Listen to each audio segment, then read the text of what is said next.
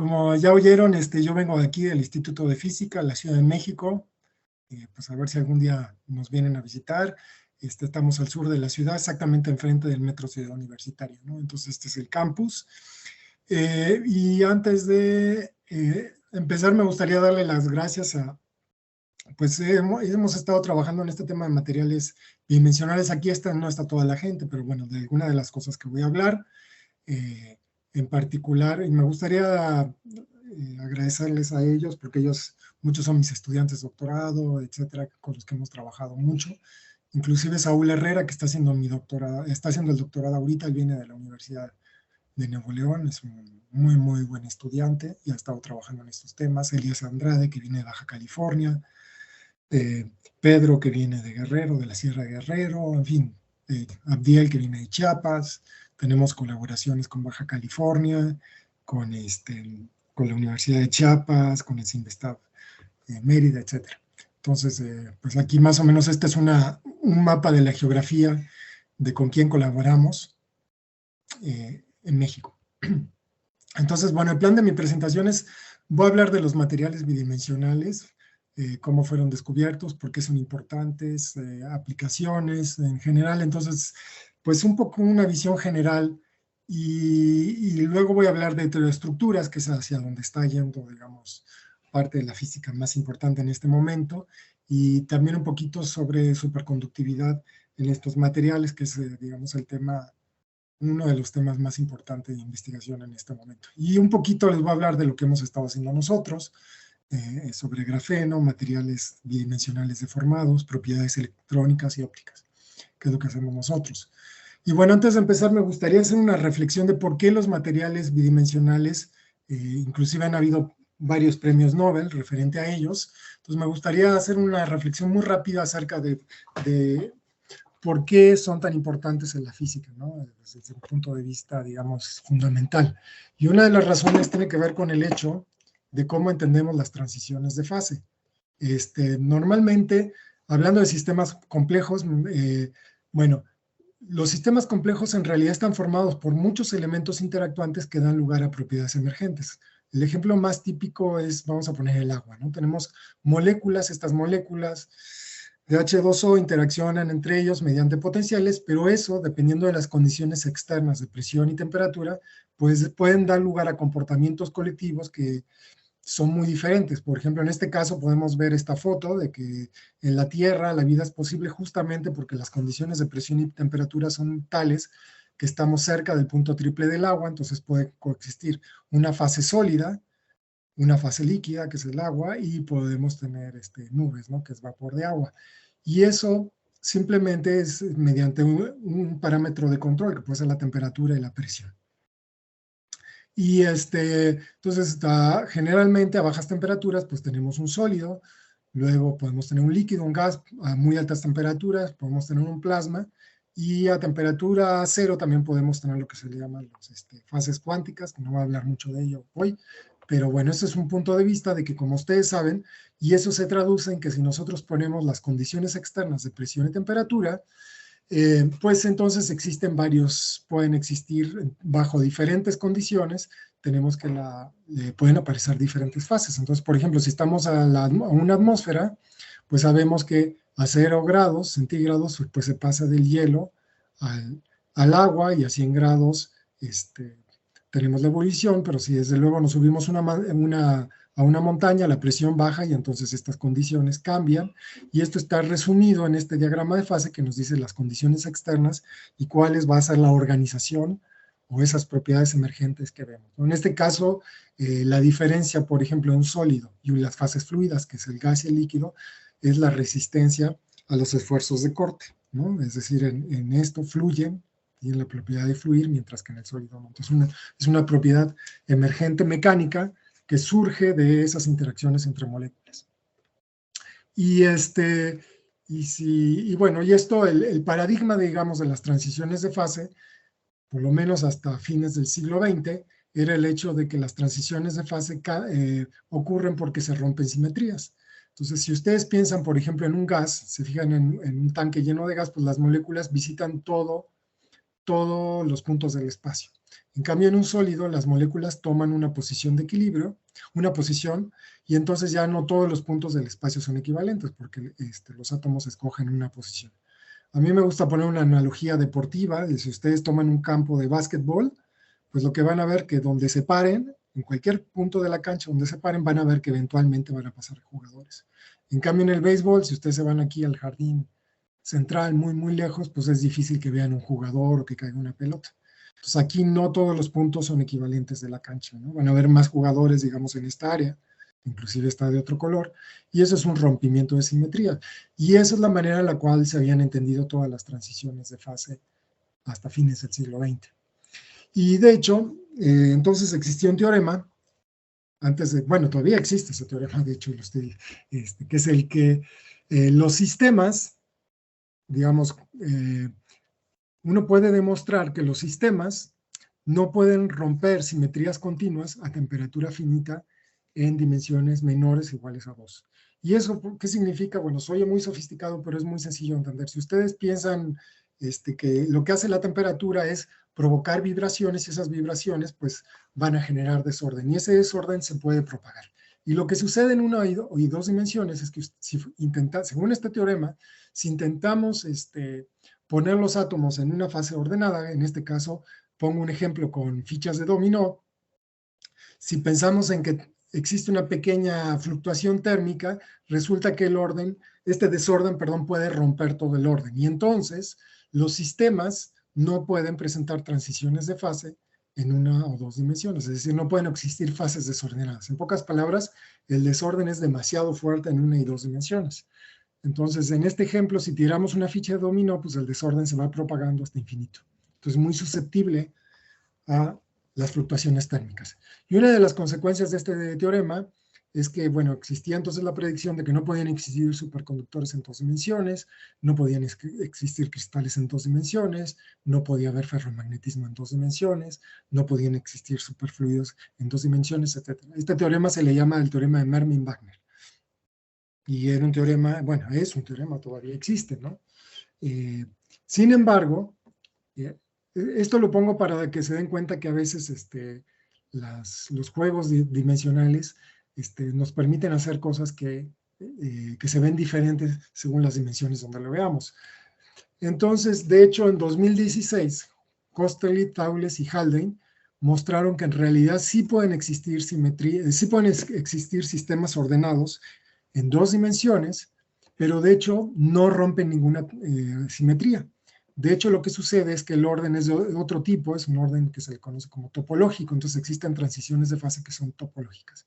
Y por esto les dieron el premio Nobel 2016, porque ya ellos empezaron en 1970 a tratar de entender experimentos que mostraban que existían superconductores en dos dimensiones. Había mucha evidencia de ello, ahora ya se sabe que existen, pero ellos resolvieron un modelo, el modelo XY en dos dimensiones, y mostraron que sin romper ninguna simetría se podía tener un sistema ordenado. Entonces esto, digamos, desde el punto de vista teórico fue importante porque ya abrió la mente a la gente en la cuestión de que podían existir esas fases. Desde luego el trabajo que ellos lo empezaron a hacer en 1970, ¿no? Estuvieron trabajando activos en este tema 1970, 1980. Sin embargo, ya el Premio Nobel de Física 2010 se dio a Hem y Novoselov, que descubrieron que podía existir una fase ordenada, un cristal en dos dimensiones, cosa que se pensaba que no podía fallar. Y lo que sucede, uno diría, bueno, pues que entonces no es cierto el teorema de Mermin-Wagner, que dice que no puede existir orden en dos dimensiones, y la respuesta está en que realmente, como vamos a ver, los cristales, digamos, estilo grafeno, es decir, que están en dos dimensiones, pues están oscilando como si fueran los parches de un tambor, entonces son cuasi bidimensionales. Entonces esto es una cuestión que se le había escapado, digamos, a los físicos teóricos, porque este teorema está cuando es totalmente plano, pero sin embargo el sistema puede realizar estas oscilaciones, que es algo muy característico de los materiales bidimensionales, y entonces puede evadir ese destino, digamos, fatídico que era la predicción de Wagner-Mermin. Estos modos que estamos viendo aquí de oscilación se le llaman modos flexurales y son exactamente las vibraciones de pues un parche de un tambor, ¿no? Entonces, ¿qué es el grafeno? Bueno, el grafeno, de hecho, también es muy interesante porque lo obtuvieron con grafito, que es la sustancia, digamos, que está en la punta de los lápices, y lo encontraron usando pues, masking tape. Lo que hicieron fue pegar y despegar muchas veces el grafito, y luego encontraron una manera de poder determinar con un microscopio óptico, ni siquiera con un microscopio electrónico, poder determinar que lo que se tenía era una monocapa de átomos de carbono. Entonces, y en realidad ahora ya se ha visto que inclusive cuando ustedes preparan una carne asada, así que les gusta mucho en Monterrey, también ahí aparece en grafeno. Entonces, realmente, y otras personas ya lo habían observado, pero realmente no le habían dado la importancia, es decir, no habían determinado que en efecto tenía una sola capa de átomos, ni tampoco habían medido sus propiedades electrónicas y ópticas. Y realmente eso fue lo que les dio el premio Nobel, como vamos a ver. No sé si tengan alguna pregunta ahorita o le seguimos. Bueno, si no hay preguntas. ¿Y qué? Entonces, bueno, ¿qué es como les dije? Bueno, pues el grafeno es, como ustedes saben, el grafito es un material que está formado por átomos de carbonos dispuestos según un panal de abeja, y estos están apilados una capa sobre otras. Y la interacción entre estas capas es muy débil, es una interacción de tipo Van der Waals. Entonces, de hecho, por eso ustedes lo utilizan para escribir, ¿no? Porque es un sólido muy, muy blando y que se va deshaciendo y que se desgaja en capas. Y no solo eso, sino que además es un conductor y además es absolutamente, bueno, es negro, ¿no? Entonces esto es muy útil en la industria eléctrica, ¿no? Porque es un conducto, esto se utiliza muchísimo cuando ustedes necesitan en motores, por ejemplo, necesitan tener una lubricación, pero al mismo tiempo pasar corriente, pues el grafito siempre es la elección, ¿no? Entonces se utiliza, por ejemplo, en los carbones de las locomotoras, de los motores eléctricos, etc. Entonces, en cambio, bueno, el carbono, también si ustedes lo disponen de otra manera, pues se forma diamante, ¿no? Entonces es muy interesante, yo siempre les digo a mis alumnos que vean cómo el ordenamiento de los átomos conduce a propiedades totalmente diferentes. Entonces, mientras que este es transparente, este es opaco, mientras este es uno de los mejores aislantes, este es conductor, este es un material el más duro, de los más duros que existen, y este es muy, muy blando, y simplemente es la manera en la que están dispuestos los átomos, ¿no? Además, bueno, este es carísimo y este es muy barato. Y bueno, y de hecho, como saben, la historia es que la nanotecnología, digamos, el gran boom de la nanotecnología, empieza con el descubrimiento en 1985 de que pueden formar estas estructuras de balones de fútbol con los átomos de carbono. Después encontraron que se podían formar nanotubos en 1993, y lo que faltaba era esta versión bidimensional, que es cuando logran aislar una de estas capas. Y lo sorprendente de la historia, pues lo hicieron ellos en un viernes de la tarde, ¿no? Aislaron con el masking tape y la punta del lápiz, que también es bastante interesante porque muestra que uno se puede ganar un premio Nobel en el 2010 con una tecnología muy sencilla, ¿no? Sin grandes laboratorios, si sabe uno lo que está buscando. Bueno, entonces, y bueno, ¿y qué es lo interesante aquí? Cuando le empezaron a medir las propiedades del grafeno, resultó que tenía superpropiedades. Entonces, por ejemplo, aquí tenemos una comparación, aquí esto es una escala logarítmica, y aquí tenemos 4 propiedades importantes. Una es la conductividad térmica, la movilidad electrónica, esto es qué tanto la resistencia a la tensión, qué tanto aguanta cuando lo estiramos. Y eso está, y lo que se ve aquí, que una de las propiedades, más bien la propiedad que más distingue al grafeno respecto a cualquier otro material es que es el material más elástico posible. Por eso aquí tenemos dibujado 4 elefantes jalando el grafeno, porque si ven aquí tienen el silicio, el diamante, el acero, el titanio, el cobre, y todos ellos están 4 órdenes de magnitud más abajo que el grafeno. El grafeno ustedes lo pueden deformar casi un 25% de su distancia interatómica y no se va a romper, ¿no? Y bueno, además, otra cosa que no está aquí, pero es que es cuando se descubrió era el material más transparente, digamos, que existía, el material más delgado, al mismo tiempo más resistente. Y una cosa muy importante para la industria de los semiconductores es que la movilidad electrónica, déjame mover esta cosita que nos está estorbando aquí. Como pueden ver, aquí está el silicio, el diamante, el arseniuro de galio y el grafeno. Entonces, esta es una propiedad muy importante en la industria de los semiconductores. Aquí tiene el silicio, que se utiliza en los chips de computadoras, el diamante, que normalmente no se usa porque es difícil de hacer, y el arseniuro de galio, que se utiliza, pero en circuitos de gradación militar, ¿no? Para hacer transistores que tienen que resistir, no sé, pulsos electromagnéticos intensos en guerras nucleares como esas, ¿no? Pero, bueno, el grafeno, se dan cuenta que esto tiene un orden y medio de magnitud más grande. Y la conductividad térmica también es muy alta, es mejor que el material que presentaba la mejor conductividad térmica conocida es la plata. Y se ve que está un orden de magnitud y medio la conductividad térmica. Entonces de hecho, estas dos cosas lo colocan como un reemplazo natural al silicio en la industria de la electrónica. Déjame un momento aquí, no sé qué pasa. Espérenme un momento porque... Híjole.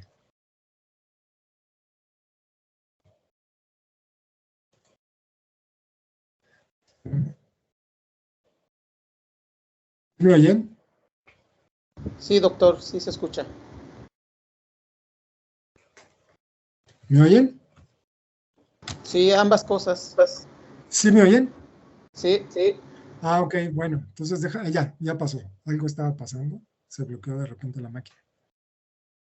Bueno, entonces, puntero láser, bueno, no hay preguntas hasta aquí. Bueno, entonces todo esto, y además el hecho de que es transparente, entonces se está utilizando, por ejemplo, la idea es hacer una electrónica, que sea una electrónica flexible, como de hecho ya se están haciendo pantallas flexibles, y además utilizando el hecho de que, bueno, que es un conductor y que además resiste mucho. Inclusive las pantallas de celular, mucho de lo que están pagando es el vidrio, que por cierto hemos trabajado nosotros en ese vidrio gorila, ¿no? Digamos, el entendimiento teórico de eso. Y también en estas pantallas flexibles, en las pantallas celulares se utilizan tierras raras como el indio, que son muy caras, ¿no? Entonces ahorita que hay una guerra, etcétera, es todo un problema eso. Eh, bueno, entonces tiene varias aplicaciones. Una cuestión también que es bastante importante, que descubrió un alumno de licenciatura en el 2013, es que se pueden hacer superbaterías y superbaterías flexibles.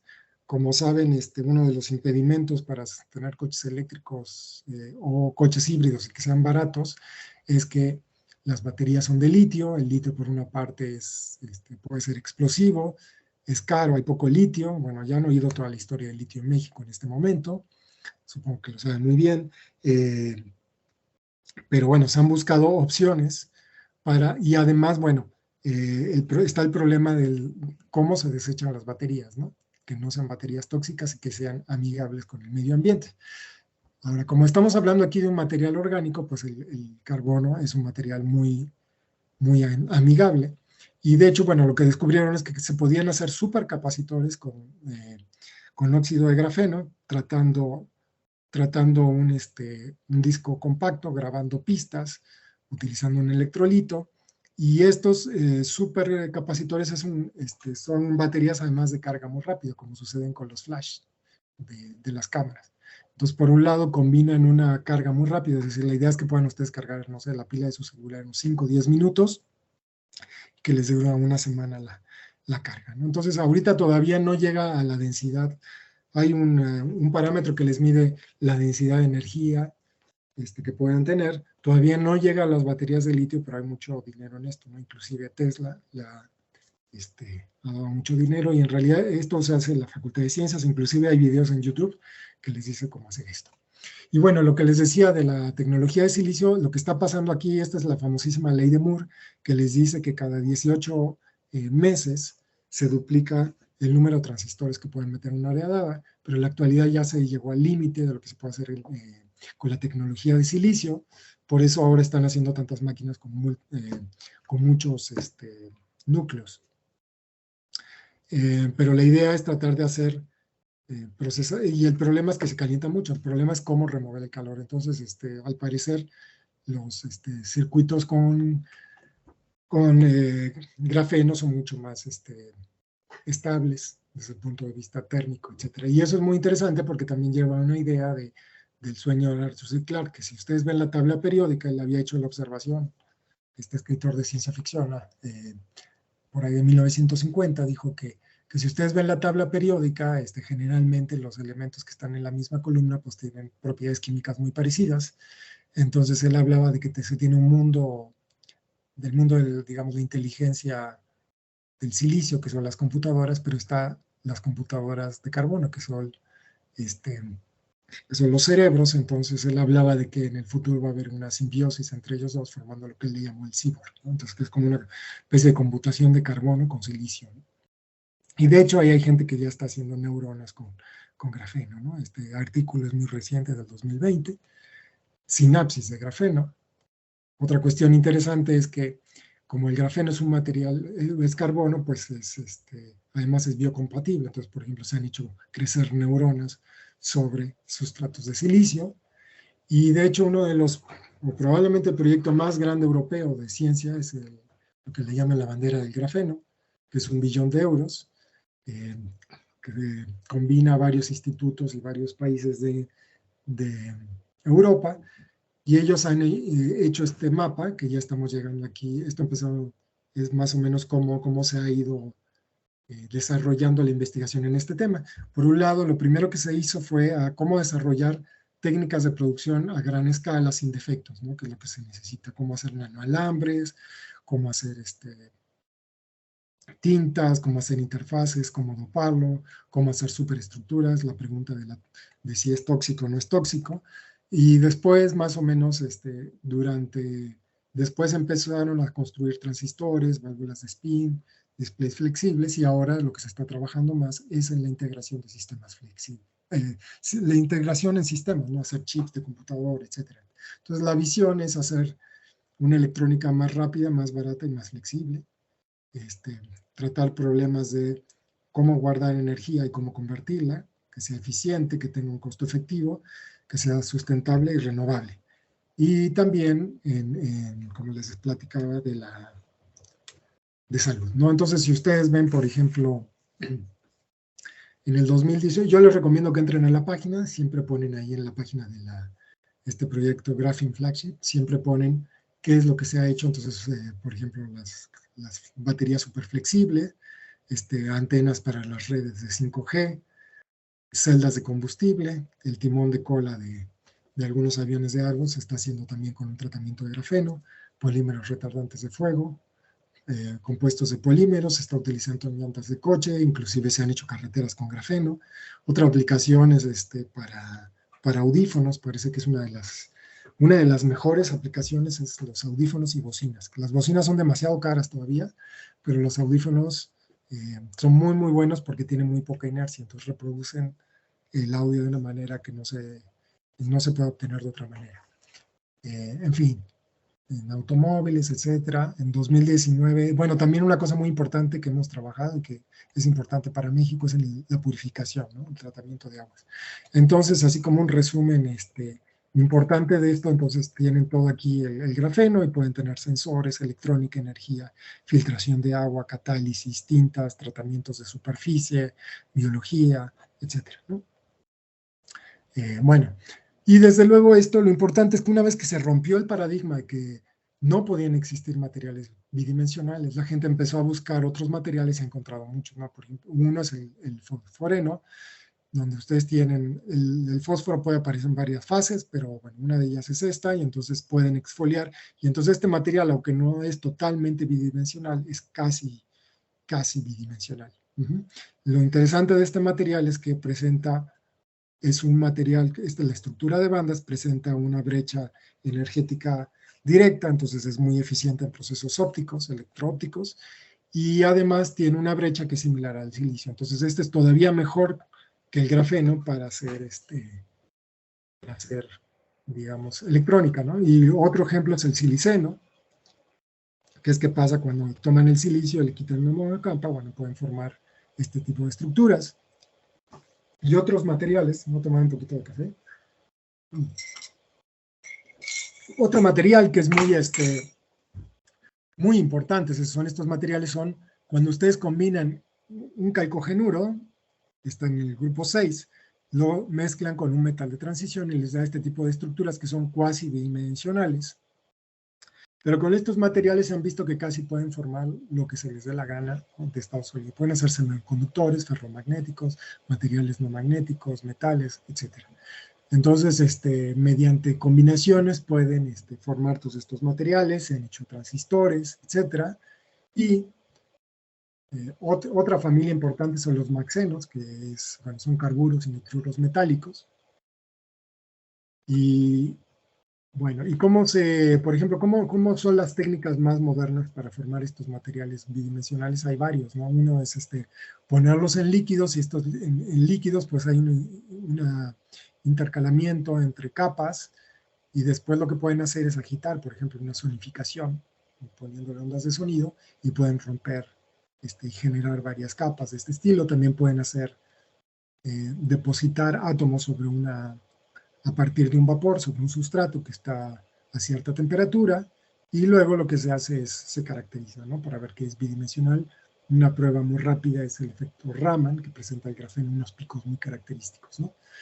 Y bueno, y una de las cosas, digamos, más importantes en este momento es que una vez que se generan todo eso, ya pueden ustedes combinar las capas, poner una capa sobre otra capa, y es donde para formar heteroestructuras. Y esto es muy importante porque pueden hacer ingeniería de capas, así como cuando ustedes hacen lentes, por ejemplo, un lente que le ponen varias capas, una capa antirreflejante, una capa de filtro, una capa para que no se raye, una capa conductora con una pantalla celular. Bueno, la idea es hacer este tipo de materiales inteligentes, ¿no? Por ejemplo, aquí tenemos el grafeno, que está creciendo sobre nitruro de boro. El nitruro de boro es muy importante porque es un dieléctrico, pero tiene la misma estructura que el grafeno y casi su misma constante de red. Entonces es muy útil para realizar experimentos donde necesiten tener un dieléctrico, un aislante, y esto es como se ve en el microscopio electrónico. También pueden tener, generar dicalcogenuros de un tipo creciéndolo sobre otro, y pueden hacer puntos cuánticos. En este caso es un triángulo, y estos son, generan puntos cuánticos emisores de luz. Pero bueno, todo esto, para entender las propiedades electrónicas de todo esto, en realidad no es tan sencillo como normalmente le dicen a uno, porque las redes en general no tienen la misma constante de red. Entonces, cuando uno pone una red sobre otra, aparece una pequeña distorsión. Entonces, esa distorsión pues puede modificar las propiedades electrónicas y ópticas. Y eso es mucho de lo que nos hemos dedicado en los últimos años. Además pueden aparecer sorpresas muy buenas, pero bueno, el chiste es que ustedes entonces puedan tener diversos materiales como si fueran bloques de un Lego, y los pueden ir uniendo unos con otros. De esta manera, esta es una figura que todo el mundo pone para formar estos Legos. Pero lo que hemos dicho nosotros es que en realidad estos Legos pues no cuachan tan bien como estos Legos, porque realmente las piezas es como si tuvieran Legos de diferentes marcas que no necesariamente pueden unirse tan fácilmente. Y eso modifica las propiedades electrónicas. Entonces, si quieren leer algo, tenemos un review muy largo sobre todo este tema, ¿no? Al cual le hemos dedicado mucho tiempo, y voy a platicarles un poquito de eso si me da tiempo. Pero desde luego entonces aparecen otras cosas también importantes, que también ese tema está relacionado con otros dos temas que son en este momento también importantísimos. Uno es lo que se le llama la estraintrónica, es decir, que se traduce al castellano tensiotrónica, es decir, modular las propiedades electrónicas y ópticas de un material mediante la aplicación de esfuerzos. Desde luego ustedes lo pueden hacer en otros materiales, pero el chiste del grafeno es que como se puede estirar tanto, pueden cambiar mucho las propiedades y lo pueden volver semiconductor, lo pueden volver metal, en fin. Entonces, la idea es que le pueden aplicar un esfuerzo, ¿no? Un esfuerzo compresivo, lo pueden arrugar, inclusive hay gente que ha hecho origami con el grafeno, y entonces le cambian sus propiedades ópticas. Y otro muy importante que que en el 2018 le dieron el premio al descubrimiento más importante de la física, digamos, del año, y que probablemente mucha gente piensa que se va a dar un premio Nobel muy pronto sobre esto, que lo hizo un grupo de un español que trabaja en MIT. Lo que hicieron fue tomar grafeno, lo que se hace es tomar grafeno y se pone otra capa de otro material, que puede ser grafeno, y se le gira. Entonces lo que se ve es que se forma un patrón A ver si aparece aquí. Miren este patrón, a ver si lo puedo hacer porque luego me va a salir un momentito. Eso sí. Entonces, miren, aquí tenemos grafeno y lo que voy a hacer, grafeno sobre grafeno, lo que voy a hacer es lo voy a rotar, ¿sale? Y ustedes me dicen que, entonces, si lo rotamos, uy, esperen un tantito, necesito rotarlo. Y para eso necesito que lo vamos a rotar. Bueno, si ustedes cierran un poquito sus ojos, espérenme porque se me descuadra un poquito, entonces no me va a salir. Eso, ya está. Si entrecierran sus ojos, se van a dar cuenta, por ejemplo, ahí aparece como unos rosetones. No sé si lo alcanzan a ver. A ver, vamos a rotar un poquito más. Se dan cuenta cómo aparecen como unos círculos. Bueno, esos círculos forman una red más grande que la red de grafeno. Eso es lo que se le llama un patrón de Moiré. Por ejemplo, normalmente en mis conferencias presenciales lo que hago es ponemos sobre el proyector, ponemos un mosquitero sobre otro mosquitero. Si los giramos, aparece este patrón que está aquí, que estamos viendo aquí. Entonces, resulta que ustedes pueden generar una superred simplemente controlando el ángulo de giro. ¿Sale? Y entonces eso forma estos patrones de Moiré. Ahí se ve bastante claro. Entonces, déjame regresar. Entonces, eso es justamente lo que hace. Y, me regresó al principio. Espérame tantito, entonces. ¿Siguen ahí? Sí, doctor, aquí estamos. Ok, ¿cómo vamos? ¿Se oye bien y todo? Sí, todo bien. Bien, bueno, ¿no hay preguntas? Bueno, ¿y en qué consiste el descubrimiento? Pues el descubrimiento consiste en que alguien se tomó el trabajo de calcular. Alan McDonald en el 2014, es un profesor que trabaja en la Universidad de Texas, lo que hizo fue poner grafeno sobre grafeno y encontró que salían unas bandas planas. Eso no es tan raro. Nosotros ya habíamos visto estas bandas planas por ese mismo año, el 2014. Si poníamos nosotros grafeno sobre grafeno en nanocintas y las desplazábamos unos sobre los otros y nos salían estas bandas planas. Pero simplemente dijimos, bueno, estos son modos localizados y sabíamos qué era lo que pasaba. Pero Alan McDonald fue más allá. Él dijo, miren, cuando ustedes en teoría de bandas en un sólido tienen estas bandas planas, lo que significa es que las partículas en el cristal se mueven como si tuvieran una masa efectiva que tiene infinito. Cuando eso sucede es casi como si estuvieran paradas. Y cuando las partículas están paradas, en este caso los electrones, pues aumenta mucho la interacción entre ellos. Entonces él dijo, bueno, por ahí podría ser que exista superconductividad. Entonces el grupo eso lo oyó Jarrillo Herrero, que es un español que trabaja, que es muy joven, que tiene como 35 años, que trabaja en el MIT. Se encerró durante 3 años a hacer el dispositivo. Entonces lo que hizo este dispositivo, puso grafeno sobre grafeno y hizo este dispositivo para medir la conductividad de Hall, para medir la conductividad, etc. Y la sorpresa que se encontró fue mayúscula porque lo que encontró es que en efecto aparecía superconductividad en esos ángulos que ahora se le llama ángulos mágicos.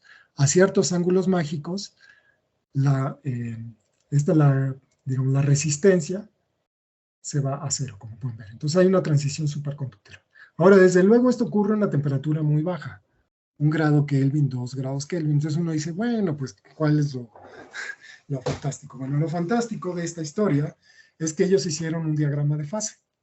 Un diagrama de fases, donde aquí tenemos la temperatura y aquí tenemos la densidad de portadores de carga en este material, es decir, qué tantos electrones o huecos hay. Y eso se controla aplicando un voltaje al sustrato.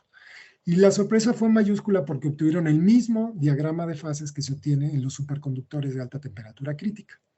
Es decir, en este caso vemos que a temperaturas muy altas tenemos metales, el sistema es metálico, pero aquí aparece una fase que es un aislante que se le llama de Mott porque hay una correlación entre los electrones. Entonces eso se debe a la correlación electrón-electrón. Y si bajamos más la temperatura, esta fase metálica se vuelve en un superconductor. Y si giramos el ángulo, pues aparece otro diagrama que también aparece en los superconductores de alta temperatura crítica. Pero hay varias cosas importantes. Primero, este diagrama de fase, si ustedes lo intentan hacer con superconductores de alta temperatura, esta densidad de portadores de carga se debe de modificar haciendo diferentes materiales, es decir, dopándolos de manera diferente. Se agarran el material básico y tienen que preparar muestras diferentes con dopajes diferentes. Aquí no pasa eso, aquí simplemente controlando el voltaje que tienen en esta base, pues pueden moverse en esta dirección. Déjame que puntero, pantalla. Pues si les doy puntero láser. Se mueven en esta dirección. Y no solo eso, sino que pues nadie ha podido entender bien cuál es el mecanismo que está en los materiales superconductores de alta temperatura crítica, porque generalmente son materiales que tienen muchos elementos químicos que son complicados en la celda unitaria. En cambio, aquí tienen el mismo elemento químico en una red muy sencilla. Entonces hay en este momento, muchísima gente trabajando en esto porque se piensa que podría ser la clave para entender la superconductividad de alta temperatura crítica. Todavía más, bueno, déjame que les cuente ahorita un poquito más la historia, pero de hecho se ha encontrado, y esto es relativamente de hace un año, de que es el material que tiene la correlación más fuerte, ¿no? Electrón-electrón. Desde luego no se entiende el mecanismo que hay detrás de la superconductividad y también aparecen algo que le llaman fases reentrantes, es decir, que si ustedes, normalmente si ustedes hacen una gráfica del campo magnético que en función de la temperatura, este es otro diagrama de fases, aquí controlan el campo magnético y la temperatura, en un superconductor normal, si ustedes ponen un campo magnético para una temperatura dada, si ustedes ponen un campo magnético muy intenso, eventualmente se rompe la fase superconductora. Pero aquí se dan cuenta que abajo de cierta temperatura resulta que sí, aquí desaparece la superconductividad, pero luego vuelven a agarrar superconductividad. Eso nunca se había visto, es lo que le llaman una fase reentrante. Entonces, un poquito la historia de cómo es esto, es como un mapa de carreteras para entender qué es lo que está pasando. Entonces, en el 2011, se los dije mal, en el 2011, Richter y McDonald hacen ese modelito de bandas de moiré en un sistema de grafeno sobre grafeno, ¿no? Entonces ellos aquí en este artículo dicen que ven las bandas planas, lo cual les digo no era nada difícil, no es nada difícil, ya se había visto en otros sistemas. Pero lo importante es que dicen que puede haber superconductividad. En el 2018 se mide la superconductividad bicapa. En el 2019 se produce un modelo muy sencillito, que es una matriz de 4x4, no es tan sencillito, es de 4x4, que es un modelo quiral, y esto, mediante este modelo, ustedes se puede predecir que pueden existir otros sistemas multicapas con otros ángulos mágicos donde va a aparecer la superconductividad. Y esto, de hecho, ya se ha hecho, esta superconductividad reentrante aparece en sistemas tricapa, es decir, tienen una capa, la rotan sobre otra, pero lo pueden hacer con 4, 5, las capas que se les dé la gana, y todo se reduce al modelo quiral. Ahora, nosotros, no creo que vaya a tener yo tiempo de hablarles de lo que estamos trabajando, pero una de las cosas que hemos hecho es que este modelo lo hemos podido reducir en un modelo muy simple de 2x2 y entender por qué salen las bandas planas y además cuál es el fenómeno físico que está ocurriendo detrás de él, ¿no? Entonces esto nos permite entender muchísimo la física de las bandas planas, de lo que está detrás, y eso es lo que estamos trabajando en la actualidad. Y como les decía, esto ha dado lugar, bueno, a este descubrimiento de que estos tricapas de grafeno son superconductores que tienen, digamos, la correlación electrón-electrones es la más alta conocida. ¿Y por qué? ¿Y qué otras cosas interesantes hay? Bueno, uno es que aparecen ecuaciones efectivas relativistas, es decir, cuando ustedes trabajan con en el caso de grafeno, los electrones, en vez de seguir normalmente en un material de Schrödinger, lo que sucede es que se puede escribir una ecuación, que es una ecuación de Schrödinger, donde aparece como si los electrones fueran partículas libres, pero con una masa efectiva, que es una masa renormalizada. Es decir, en un sólido los electrones simplemente se vistan y tienen más masa. Sin embargo, resulta que los electrones en grafeno es como sigue la ecuación que siguen partículas ultrarrelativistas, sigue la ecuación de Dirac. Entonces, muchísima gente que trabajaba en electrodinámica cuántica ha estado trabajando en grafeno porque en realidad existen muchos análogos a lo que se observa en estos sistemas, pues sistemas que involucran altas energías, etcétera. Inclusive hay análogos de agujeros negros utilizando materiales bidimensionales. Otra cosa importante es que hay longitudes de coherencia cuánticas enormes a temperatura ambiente, es decir, los efectos cuánticos siguen siendo muy importantes a temperatura ambiente, entonces esto es importante para cuestiones de computación cuántica. Otra cosa que también fue determinante en que les dieran el premio Nobel a los que descubrieron el grafeno es que aparece un nuevo tipo de efecto Hall, y con esto, de hecho, se pudo verificar que en efecto las ecuaciones efectivas sí son relativistas, como se había predicho. aparecen cosas como gravitación emergente, efecto Klein, etcétera, cosas que aparecían en altas energías que han podido ser medidas en grafeno. Y déjeme, entonces vamos a platicar ya, a entrar un poquito más cómo se describen las propiedades electrónicas y ópticas y por qué aparece la ecuación de Dirac en estos problemas. No sé si tengan alguna pregunta hasta aquí. El doctor Edgar Martínez, adelante con la pregunta. Ajá. Buenas tardes, Gerardo. No sé si me escuchas. Sí, te escucho. ¿Qué tal? Gracias por esta primera parte de la presentación. Mi pregunta está en la parte de superconductividad. Sí. Cuando uno revisa todas estas reglas empíricas que han emergido de la teoría BCS, de la teoría de Eliasberg, Sí. las fórmulas de Macmillan y todas estas, pensando en encontrar un hilo para buscar nuevos superconductores, pues se llega a la conclusión de lo que se buscan es materiales que tengan frecuencias altas, que tengan enlaces fuertes para inducir el acoplamiento electrón-fonón, ¿no? Y digamos, el grafeno pues tiene eso, es carbono, es ligero, y tiene enlaces fuertes. Tú lo mostrabas con tus gráficas de strain, ¿no? Que alcanzas alrededor del 20 y tantos % sin que se rompa, ¿no? Entonces, digamos, pues tiene las huellas dactilares de un material que tiene lo que se necesita para la superconductividad. La pregunta es, lo que se ha dicho a nivel o sea, la explicación que se da, está a nivel de la teoría de electrón-fonón, o sea, hay un acoplamiento de qué orden, lambda, ¿de qué orden es el acoplamiento electrón-fonón en estos sistemas? No me acuerdo exactamente cuánto es, pero lo que sí es que es demasiado bajo para poder ser explicado con electrón-fonón, ¿no? ¿Y qué espacio deja? Efecto isotópico, por ejemplo. ¿Cómo? ¿Y qué espacio deja entonces pensando en hacer pues algunas modificaciones en el material para poder subir la TC? Bueno, es que el punto es que hay uno que le llaman el mecanismo de Kohn-Luttinger, que es cuando aparece, digamos, uno es la posibilidad del mecanismo de Kohn-Luttinger. Esa es, digamos, la que más o menos podría explicar la temperatura que se está observando, hasta donde yo sé, ¿no?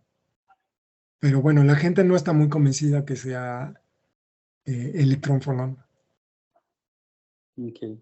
Porque si pones los números no te sale el acoplamiento tan fuerte como sale aquí, ¿no?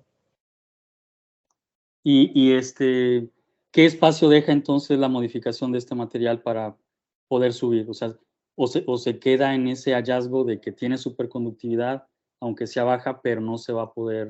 No, sí, por ejemplo, el tricapa se subió la temperatura crítica, ¿no?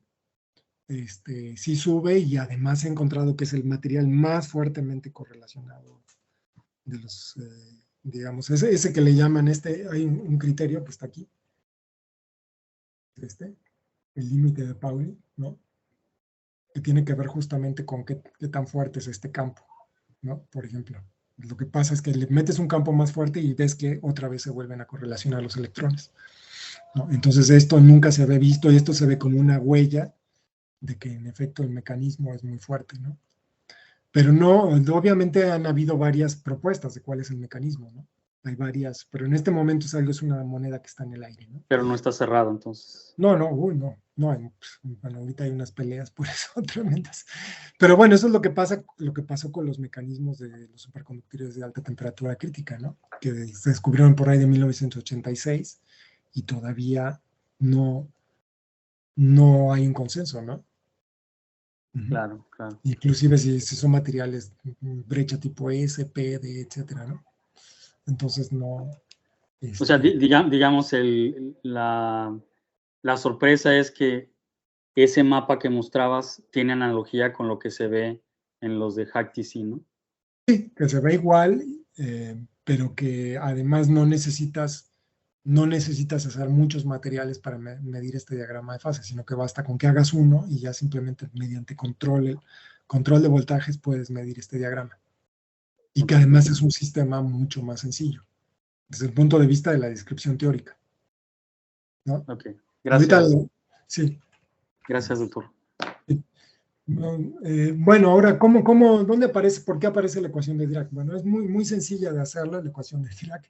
De hecho, lo primero que hay que aprender es, se puede hacer lo que se le llama un hamiltoniano de amarre fuerte. Lo que se hace como son los átomos de carbono, acuérdense que está el carbono en el grupo 4, entonces tiene 4 electrones, pero esos 4 electrones hay 3 que se utilizan para hacer un enlace covalente con sus vecinos, que es este enlace muy duro, les queda un solo electrón, digamos, en un orbital que está perpendicular a este.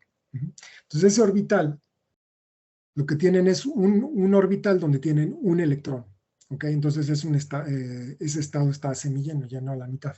Entonces esto lo pueden describir como está. La energía de amarre es muy fuerte en este enlace, pues se pueden olvidar de ello y se pueden quedar con un modelo muy simple donde simplemente ponen un orbital pz por cada átomo de carbono y tienen un electrón que vive ahí. Entonces realmente el hamiltoniano se puede escribir como una matriz donde T es un parámetro que es, digamos, tiene que ver con el costo energético de que el electrón salte de un sitio a otro, y esto es aproximadamente 2 electronvoltios, y esto simplemente, esta matriz es una matriz de conexiones, quién se conecta con quién. Entonces, a primeros vecinos es este sitio, digamos, de carbono se conecta con sus vecinos y cada uno de ellos con los otros, y bueno, como es un sistema, entonces esto da lugar a una matriz. Entonces, si ustedes agarran y generan una matriz de conexiones, ponen un 1, es como una red de amigos, yo digo, ¿no? Es como un Facebook, ¿no? De que tienen aquí, este señor tiene estos 3 amigos, entonces si estos amigos están conectados, pues le ponen una menos T, y con los que no están conectados es 0. Entonces una matriz de conexiones, eso es todo. Y esto les da la escala de energía en electronvoltios. Entonces para resolver la ecuación de Schrödinger simplemente es diagonalizar esta matriz y encontrar los eigenvalores de eso. Ahora, como el sistema es periódico, eso se puede hacer utilizando las periodicidades, ¿no?, del sistema. Entonces, ¿esto cómo vemos que es periódico? Bueno, de hecho, esto es un grafeno que yo hice en mi casa con es una foto que tomé con un celular y un caleidoscopio. Entonces, si ustedes esto lo hice sobre un sofá, entonces esto es, digamos, la parte del sofá. Entonces, ustedes ponen el caleidoscopio que tiene esta simetría trigonal y les genera, perdón, si lo ponen así, les genera este patrón, porque no entra nada de luz. Pero el chiste del grafeno es que, bueno, esta red que está aquí, si ven, les está quedando como un panal de abejas. Y eso tiene que ver con el hecho de que en realidad hay 2 tipos de átomos diferentes. Es decir, los átomos rojos se dan cuenta que no tienen una patita acá, en cambio la tienen hacia acá, y los verdes la tienen hacia acá. Entonces hay 2 sitios diferentes de la red. Entonces lo que se le llama una red decorada. Es decir, ustedes agarran una red con una celda triangular, que es lo que está aquí, digamos no triangular, sino con un rombo, que les genera una red hexagonal, y en cada uno de estos deben de poner 2 átomos, y eso entonces simplemente proponen una transformación, y esa transformación les diagonaliza la matriz, y entonces lo que obtienes es una relación, lo que se le llama relación de dispersión, que les dice la relación energía-momento, es decir, aquí está el momento del electrón, en la dirección X, relación en la dirección Y, aquí está la energía, y les da lugar a esta superficie que está aquí. Bueno, como yo dije que los estados estaban semillenos, pues lo que sucede es que la energía de Fermi cae exactamente a la mitad de esta superficie simétrica. Entonces, como ustedes saben, para entender las propiedades electrónicas y ópticas de cualquier material, realmente lo único que importa es mirar en una vecindad de unos pocos electronvoltios alrededor de la energía de Fermi. Entonces, en este caso, si uno mira, resulta que lo que ve es esto, lo que ve es que la banda de valencia que está lleno se toca con la banda de conducción en un cono, es decir, forma un cono, es decir, la energía es proporcional al momento. Y aquí aparece una velocidad que es la velocidad de los electrones a nivel de Fermi. Resulta que esta relación entre energía y momento es la misma que aparece en la fórmula, si uno mira la fórmula más famosa de la física, que es esta, que si uno se sube al metro, cualquiera se la dice, porque esta es la relación entre energía y momento. Entonces, si hacemos el momento igual a 0, obtenemos la fórmula más famosa de la física, que es m por c cuadrada. La masa por la energía es igual a la masa por la velocidad de la luz al cuadrado. Entonces, eso es cuando tenemos partículas no relativistas, pues este término se muere. Pero cuando tenemos una partícula que se mueve a la velocidad de la luz, como un fotón, por ejemplo, esto es 0, y esto se vuelve P por C. Entonces, esto se dan cuenta que tiene exactamente la misma forma que la relación de dispersión de una partícula ultrarrelativista, donde la velocidad de la luz se reemplaza por la velocidad de Fermi, que en este caso es más o menos como 10 a la 6 metros por segundo, es un 300avo de la velocidad de la luz. Entonces, la velocidad de los electrones en el grafeno es un 300avo. Entonces, no es que los electrones, en realidad en silicio también van muy rápido, no es por eso que es relativista, sino por el hecho de que la forma de la relación de dispersión forma un cono. Y este cono se le llama cono de Dirac, porque resulta que esto viene escrito por la ecuación de Weil-Dirac, que es una ecuación que se había desarrollado para fermiones ultrarrelativistas. Acuérdense que bueno, esto está bien para un fotón, pero estos no son fotones, son electrones. Entonces necesito una partícula ultrarrelativista sin masa, pero que sea un fermión. Y eso es justamente lo que eran los antiguos neutrinos, ¿no? Entonces los neutrinos pues eran partículas relativistas. Entonces esta ecuación se escribe de una manera muy sencilla. De hecho, se puede escribir con una ecuación efectiva donde lo que tienen es las matrices de Pauli, punto de momento, multiplicado por la velocidad de Fermi, y el espectro de esto resulta que es un cono. Entonces, esto se puede jugar con esta ecuación. Entonces, y una de las cosas que se puede hacer, bueno, si ustedes sacan la densidad de estados del grafeno, pues se ve de esta manera. Y este cono, pues tiene una densidad lineal. Y de hecho, esto explica por qué el grafeno es el material más transparente. Y además, la absorción del grafeno es casi plana respecto a la frecuencia. Bueno, déjame que se los diga una vez, ¿no? Porque una cosa importante es que este cono da lugar a que el grafeno en realidad no es ni un metal ni es un aislante, sino es lo que se le llama un semimetal. ¿Por qué? Porque las bandas se tocan en este punto, aquí en la energía de Fermi, pero la densidad de estado se va a hacer de manera lineal. Entonces, como saben, en un metal lo que tienen es que la banda de valencia y la banda de conducción están pegados y la energía de Fermi pues cae aquí a la mitad, entonces no cuesta nada excitar electrones. En un aislante esta brecha es muy alta. En un semiconductor esta brecha es chica y puede ser activada térmicamente, es decir, sube la temperatura y los electrones pueden sacar los electrones. Entonces, en este caso las bandas se tocan, pero la densidad de estados es cero. Y es lo que se le llama un semimetal.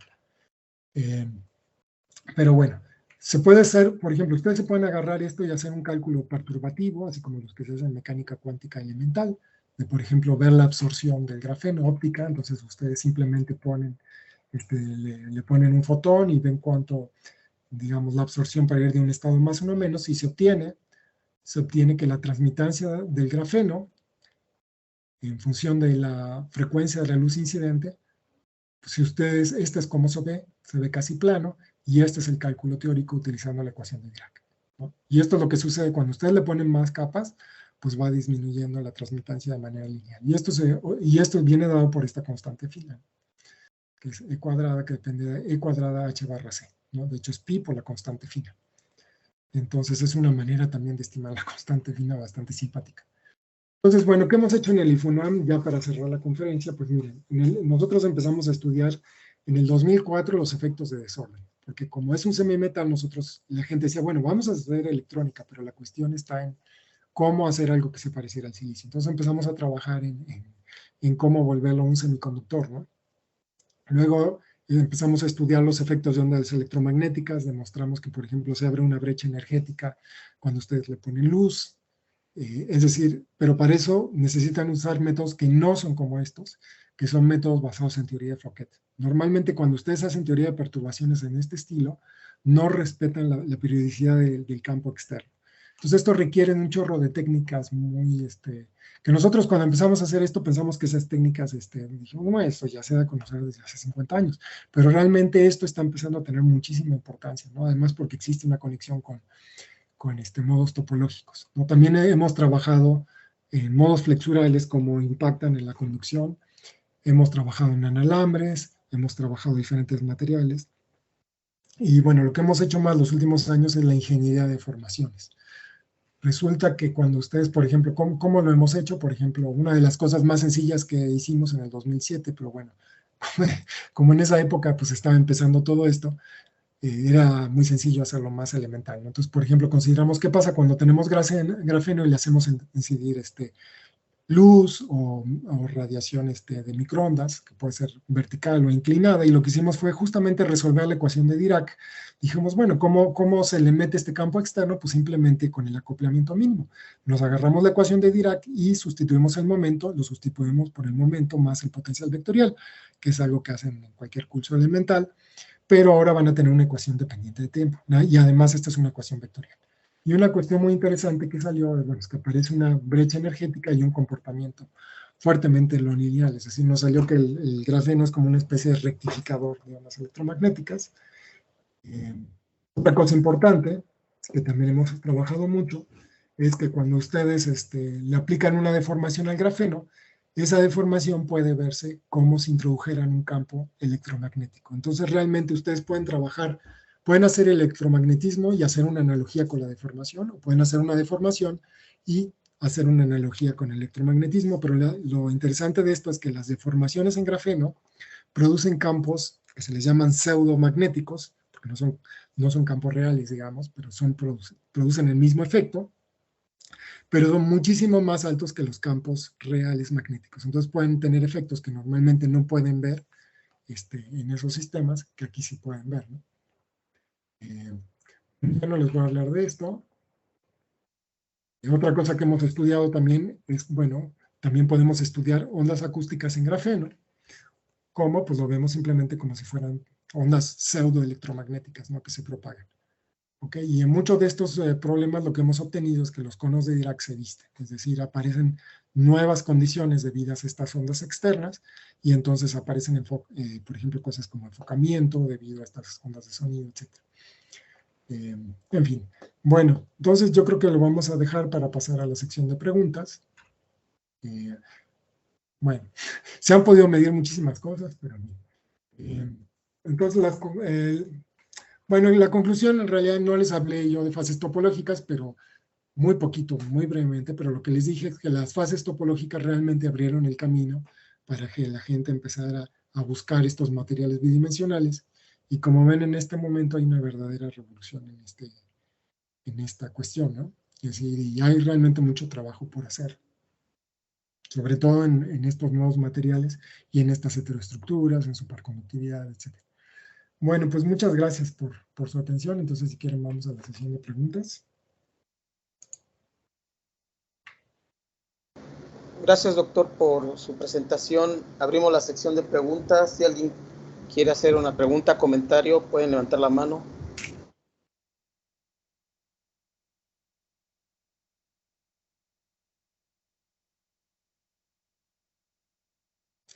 Rodolfo González. Bueno, perdón, tú, tú di las preguntas. O sea, tú, si quieres. Adelante, Rodolfo. Sí, buenas tardes. Muy interesante la presentación.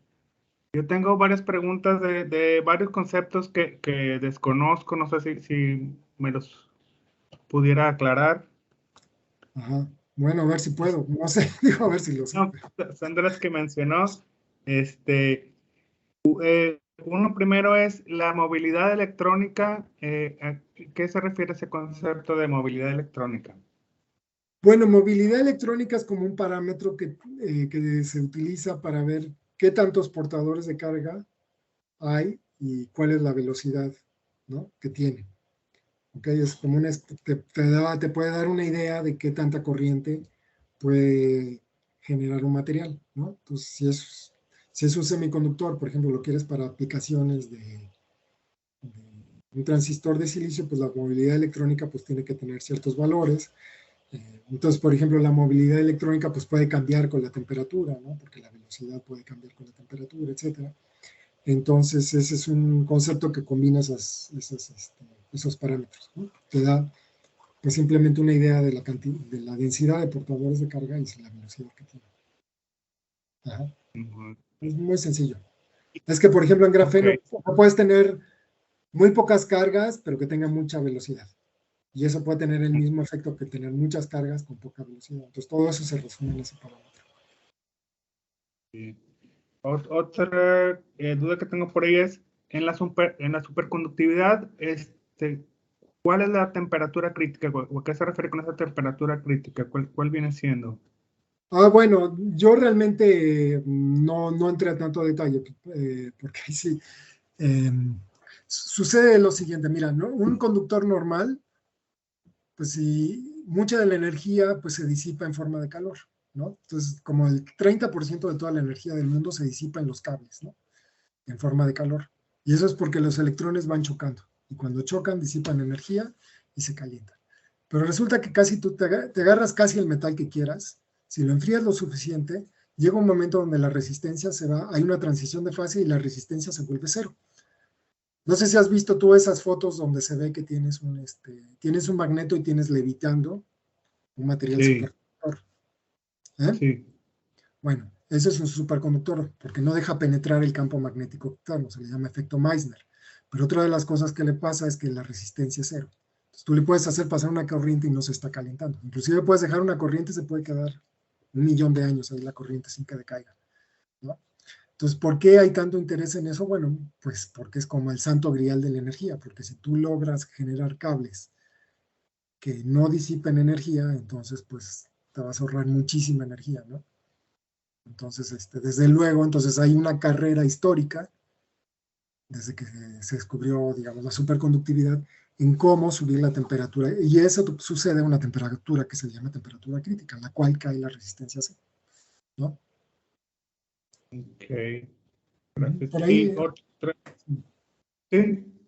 Otro concepto por ahí es que no conozco es ¿a qué se refiere con ultrarrelativista? ¿Cuáles son los ultrarrelativistas? bueno, ultrarrelativistas que tienen velocidad cercana a la velocidad de la luz, ¿no? Entonces, Okay. tú los efectos relativistas, pues lo que decías que a bajas energías, pues lo que tienes es la fórmula E igual a mc cuadrada, pero cuando el momento crece mucho tienes que usar correcciones relativistas y cuando vas a velocidad de la luz, pues todo es relatividad pura, digamos. Es como el límite donde ya estás muy cerca de la velocidad de la luz. Muy cerquita, ok. Muchas gracias.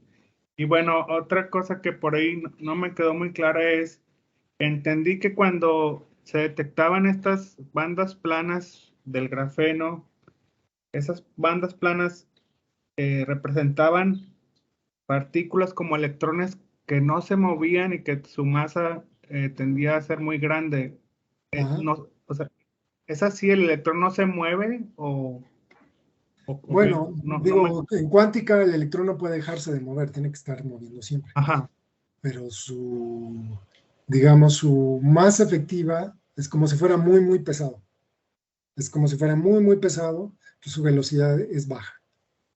Muy baja. Bueno, en realidad los electrones pues están oscilando, pero bueno, se puede hablar de una velocidad, ¿no? Por ejemplo, a la que se mueve la corriente efectiva, y esa velocidad es muy baja.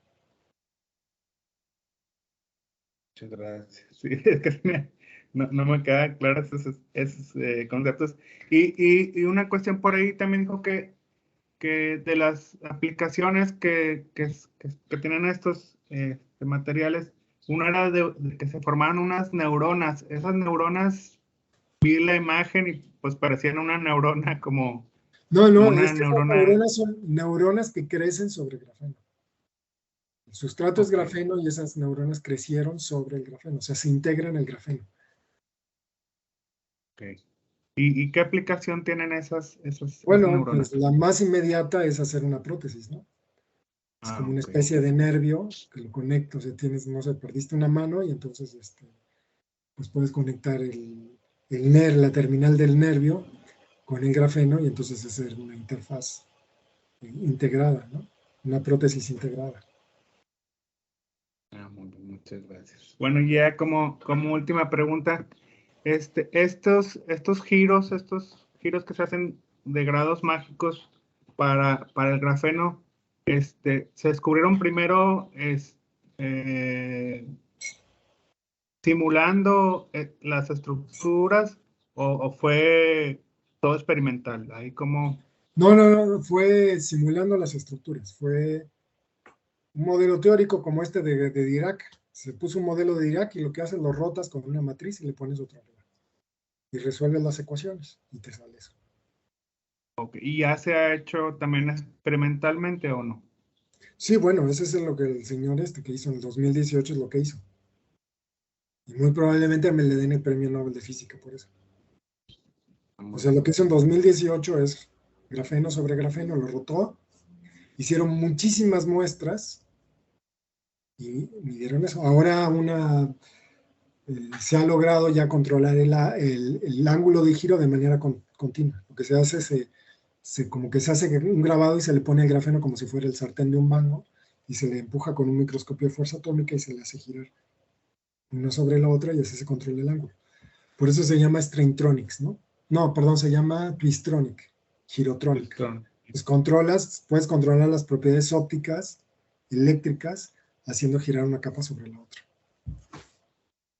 Y una vez girado, ya no se mueve el material, o se queda fijo en ese ángulo, me supongo. Sí, de hecho se queda súper fijo. De hecho es bien difícil, justamente Moverlo.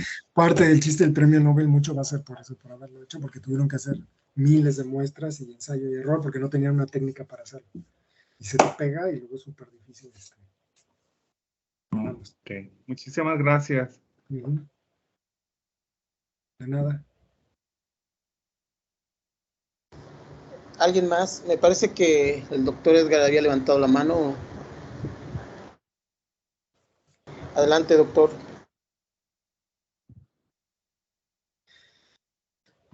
Otra vez aquí, Gerardo. Gracias por la presentación, me ha gustado mucho. Y sobre todo el título. Yo a mis estudiantes les digo que no se requieren modelos muy grandes para hacer buena física, ¿no? Si uno sabe lo que está buscando. Y ahorita que presentabas la parte del strain, me vino a la mente la revisión de un estudiante que tuve la semana pasada. Y en ese trabajo el modelo pues cae en justamente lo que estás hablando. El modelo era una celda de 2 átomos de grafeno y un átomo de hidrógeno. Así de simple. ¿Sí?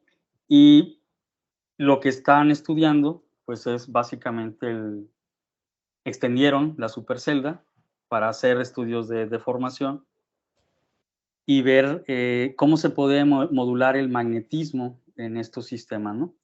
Entonces, el modelo es muy simple porque, pues digamos, ya hay un experimento en un Science de 2016, se pudo poner una punta de STM sobre ese hidrógeno y se midió, digamos, el momento dipolar en ese sistema, ¿no? Y bueno, con estos experimentos lo que se ve es que se puede modular el momento dipolar, básicamente haciendo deformaciones en estos orbitales PZ, que son los que tienen dangling bond. ¿Qué dirías tú respecto de esto? O sea, digamos, estamos acostumbrados a que si hablamos de magnetismo, pensamos en sistemas con dependencia angular, orbitales D, F, y ahora estos sistemas 2D parece que ofrecen la posibilidad de un magnetismo basado en orbitales SP. ¿Qué en tu experiencia o en lo que has visto, cuál es el escenario en el magnetismo en esta clase de sistemas? Sí, de hecho yo he visto, inclusive tenemos por ahí un trabajito de eso, de justamente magnetismo mediante dopaje, ¿no? Y sí es una de las posibilidades. Ahora, de deformaciones con magnetismo yo no he visto mucho, la verdad, ¿eh? Yo creo que es algo que seguramente está como empezando, pero sí, sí he visto la cuestión de impurezas para generar magnetismo, sí, varios, de hecho generan, cuando tú le pones, por ejemplo, en el caso del hidrógeno es muy parecido, tiene cierto parecido al caso del litio, que lo que tienes es como que capturas, digamos, al poner el sitio donde pusiste, pues digamos, saturas ese enlace, ya lo saturaste. Entonces es como si hubieras hecho un hueco. Entonces un modelo alternativo para hacer grafeno con hidrógeno, con litio, con cualquier elemento de la tabla del 1, es como si le hicieras, como si los quitaras del juego, los carbonos. Los quitaras, en ese tie binding es como si quitaras amigos, ¿no? de la red, y entonces aparecen estados en E igual a 0, que son estados que se les llama de Dirac, que por cierto también forman bandas planas, ¿no? Es que Entonces, justamente ese es el, o sea, cuando revisábamos el trabajo, ese es el parámetro de orden, ¿no? O sea, se hace el strain, se deforma la carga en esos en el orbital PZ, y aparece la banda, una banda plana, que es obviamente la señal del hidrógeno, y ese strain se refleja en que se modifica el ancho de la señal del hidrógeno, la señal localizada. Entonces, se hacía pues digamos, un ajuste con un modelo de Stoner, en donde se podía cuantificar ese magnetismo a partir de medir el ancho de esa banda localizada. Entonces, me pareció interesante porque es muy sencillo, pero tienes un experimento con que guiar esas simulaciones, ¿no? Sí, claro, porque ahí estás controlando el ancho de la banda y, bueno, que es una banda muy estrecha y es lo que esperas que te dé lugar. Sí, estoy de acuerdo. Sí, pero usted hablaba de que es un magnetismo, o sea, aparecen estados pseudomagnéticos. ¿A qué se refería? No, yo me refería a otra cosa, que resulta que cuando tú, eso es una cosa un poco diferente, porque eso es, cuando tú deformas, la ecuación efectiva es como si le hubieras puesto un campo magnético a la P, o sea, la ecuación tiene la misma forma. Okay, yeah. O sea, que tú puedes meter la deformación en un modelo, bueno, bajo ciertas condiciones. Por cierto, aprovechando esto, aprovecho para echarle un comercial porque saqué un artículo en la Revista Mexicana de Física de revisión de todo esto, que salió el año pasado. Y lo pueden bajar, es gratis, ¿no? Lo pueden bajar en la Revista Mexicana, pero también está en el ResearchGate, buscan Naumis, y ahí lo pueden bajar, y ahí está como todo esto que les dije hoy. Bueno, bastante resumido, pero, por ejemplo, ese tipo de cosas. Pero como tú dices, lo bonito de eso es que es muy sencillo, ¿no? Digo, para los que empezamos en el 2004, pues tuvimos esa ventaja de que podías hacer los modelos más sencillos. Agárrate Claro. la ecuación de Dirac y ponle un campo. ¿Cómo le haces? Pues le apela, sustituyo por P menos E por A, el potencial magnético. Y claro, claro. ya la hiciste. La resuelves, casi que un problema de licenciatura, así, fácil. Muchas cosas así, ¿no? Y por eso sí es muy bonito. Los sistemas bidimensionales son muy bonitos porque ahí se pueden hacer modelos simples, como dices, muy bonitos. Por ejemplo, también eso que les mostré, como se agarra la ecuación de Dirac, la resuelven perturbativamente con el campo exterior y pues le sale la transmitancia súper bien y le pega perfecto, ¿no? Claro, claro. Otra cosa que no dije, hay un efecto Hall que es diferente, que va como los niveles. Si ustedes agarran un semiconductor en 2 dimensiones y le ponen un campo magnético uniforme, pues les aparece algo que se conoce como los niveles de Landau, que es básicamente la ecuación del oscilador armónico. O sea, en que los niveles están separados, que van como n. Son h barra omega, 2h barra omega, 3h barra omega, que es un problema que resolvió Landau, pero que básicamente lo que hizo fue mostrar que la ecuación se reducía al oscilador armónico cuántico. Pero en grafeno eso va como en la raíz de n, ¿no? Se puede mostrar que si lo haces con la ecuación de Dirac, es súper fácil. Ya casi están muchísimos libros de Estados Unidos, pues les va como raíz de n, ¿no? Porque es como la raíz cuadrada de la ecuación de Schrödinger, más o menos. Por ahí va la cosa. Claro, claro. Y una más, Gerardo.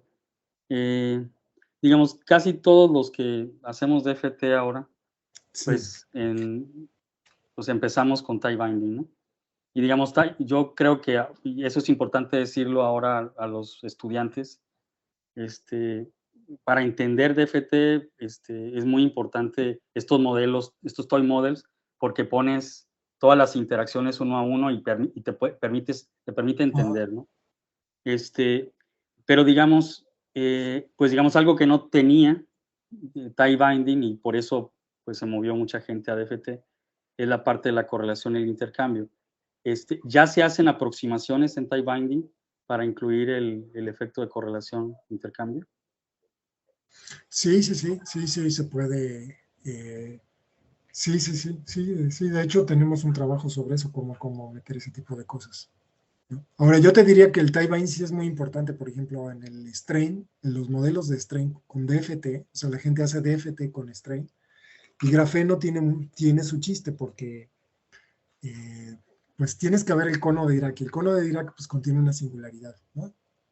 Entonces, mucha gente, por ejemplo, agarraba y hacía strain en grafeno y le salía un gap. Y decían, no, es que el strain en grafeno abre un gap, por ejemplo. ¿Sí?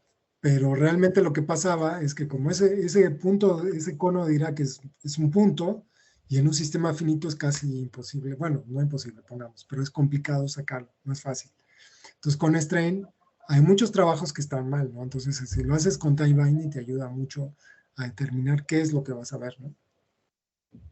Sí, tienes razón.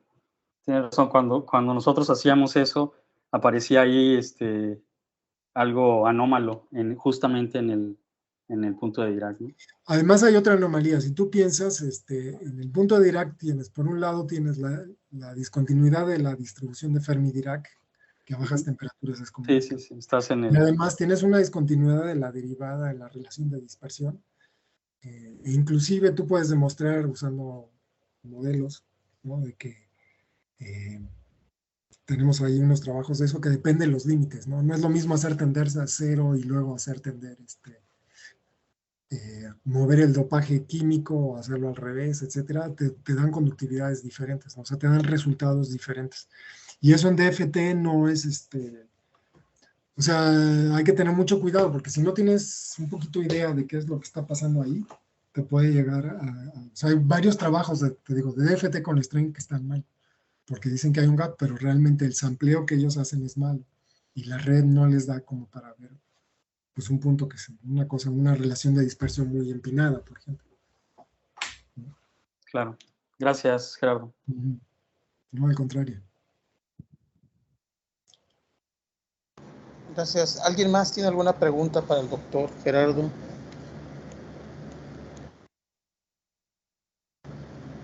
Doctor, ¿puede comentar sobre este grafeno corrugado que no es exactamente el año, pero sí se ha reportado? No sé si es al crecerlo sobre ciertos sustratos, tú puedes inducir, digamos, una tensión vertical, perpendicular a la superficie, de tal forma que tengas este grafeno formando una especie de olas, ¿no? Como una sábana sobre un colchón. Sí. ¿Qué tanto cambian esas propiedades, todas las que conocemos, cuando uno se imagina que lo modelamos como algo 2D, como que tiene solamente una anchura de un átomo? En cambio acá pues ya lo vemos como si fueran las olas del mar, ¿no? ¿Qué tanto cambian o qué tanto se ha avanzado con este tipo de modelos o de resultados? Sí, eso les llaman ripos, es como si agarras una hoja y le haces así.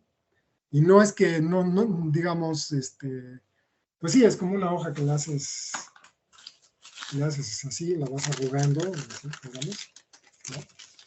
Y entonces generas algo así como esto, entonces puede ser, sí cambia las propiedades y se ha estudiado bastante porque se puede hacer experimentalmente, ¿no? Se puede jalar, se puede aplicar, por ejemplo, si, de hecho, cuando tú aplicas una compresión, lo que sucede es que el grafeno se va arrugando y entonces eso genera, digamos, los electrones se acoplan a esa deformación y pueden pasar, hay muchísimos trabajos experimentales, ¿no? De todas las cosas que puede pasar, por ejemplo, ¿no? Puedes inclusive hacer inclusive puedes hacer lentes jugando con eso, con esa corrugación, ¿no? Porque puedes desviar las trayectorias de los electrones. Eh, entonces, bueno, sí es toda pues todo un tema de investigación, ¿no? Inclusive, pues te puede dar lugar un efecto Hall debido a la corrugación. Pero esas corrugaciones se tratan de manera básica, de la misma manera que las deformaciones. Son verticales, pero se pueden meter también en un campo pseudomagnético también. O sea, lo puedes meter como un potencial vectorial. Como esa A que yo puse, esa A puede ser un campo eléctrico, puede ser un campo magnético, pero puede ser también una corrugación. Y lo puedes resolver así, ¿no? Y pueden ser, digo, inclusive en diciembre sacamos un trabajo sobre eso, de qué pasa cuando tienes una corrugación, muchas corrugaciones que son aleatorias, ¿no? Y de hecho lo que sucede es que hay como una especie de Hall, efecto Hall, como si tuvieras un campo magnético aleatorio, es lo que pasa, ¿no?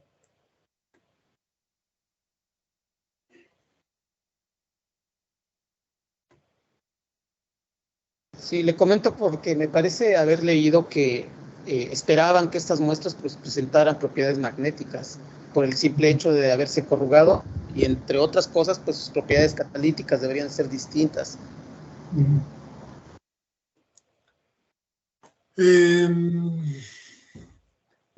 Bueno, lo que sucede es que sí hay acumulación de carga, ¿no? Cuando pones esos, o también por eso se arruga, porque la carga se acumula y eso arruga el grafeno. Pero bueno, no, de eso que te salgan propiedades magnéticas, la verdad no sé. ¿Tú dónde lo has leído eso? No sé. Eso sí, ahí no sé. Sí, fue en un congreso que presentaron un trabajo precisamente en el que se organizaba por la Dinano en Puerto Vallarta. Alguien mencionó sobre un trabajo de ese tipo. Era un italiano. No sé, no sé. Entonces no sé. La verdad no sé.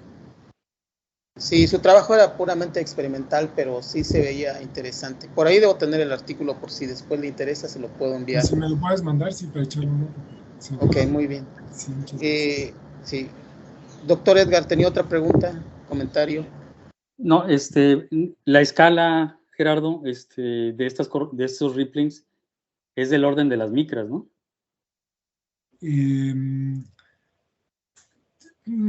Ok. O sea, son escalas que sí son largas, ¿no? O sea, no son a la escala de los nanómetros, no es, ¿no? Bueno, sí, inclusive tú puedes hacer curvaturas muy grandes simplemente agarrando y haciendo ese bending, ¿no? Puedes agarrar el grafeno y la lámina la vas juntando, entonces vas haciendo.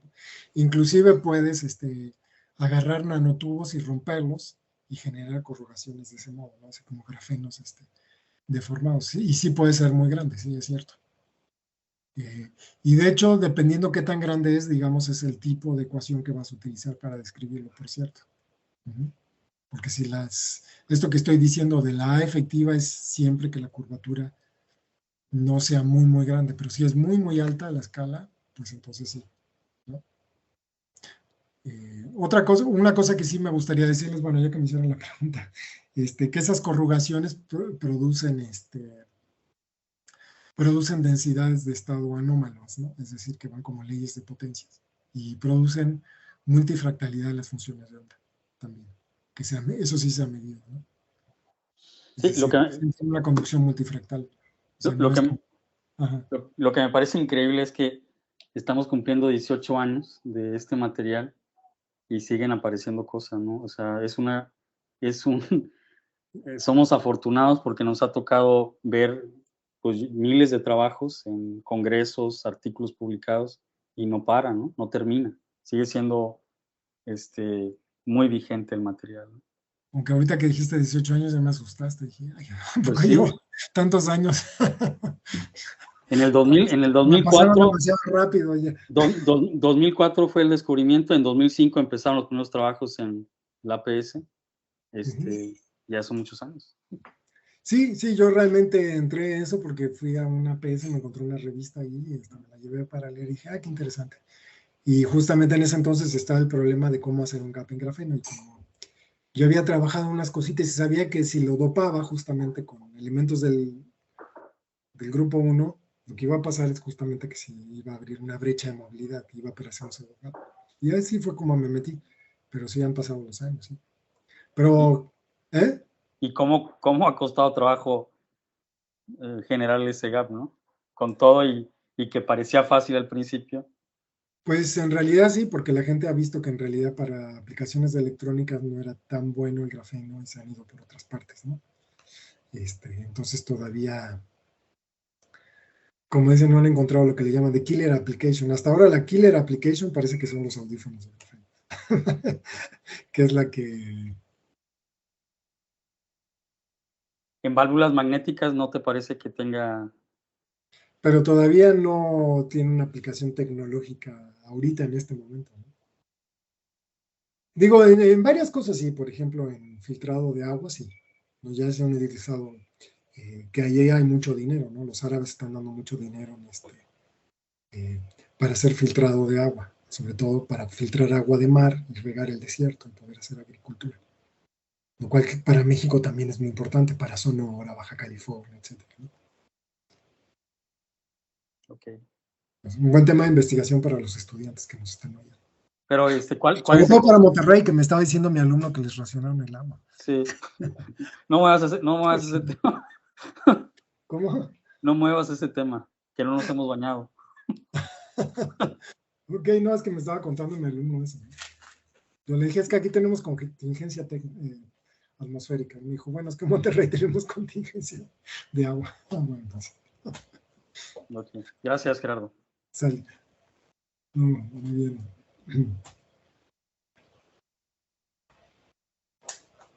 Muy bien. ¿Alguien más tiene alguna pregunta, comentario?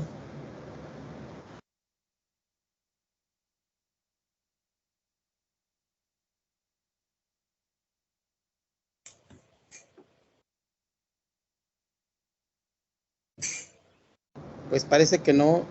Pues, Bueno, doctor, agradecerle nuevamente el habernos acompañado a este webinar. Muchas gracias por aceptar y le haremos llegar una constancia por su participación.